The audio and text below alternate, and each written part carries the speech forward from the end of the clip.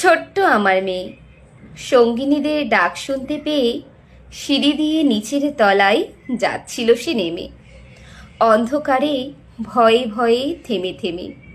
হাতে ছিল প্রদীপ খানি, আঁচল দিয়ে আড়াল করে চলছিল সাবধানে। আমি ছিলাম ছাতে, তারাই ভরা চৈত্র মাসের রাতে। হঠাৎ মেয়ের কান্না শুনে উঠে দেখতে গেলাম ছুটে।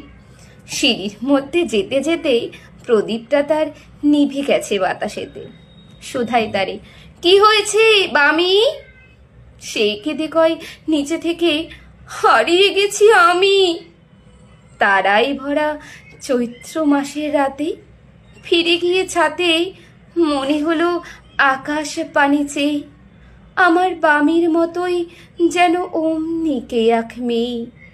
নীলাম্বরের আঁচলখানি ঘিরে দীপশিখাটি বাঁচিয়ে একা চলছে ধীরে ধীরে।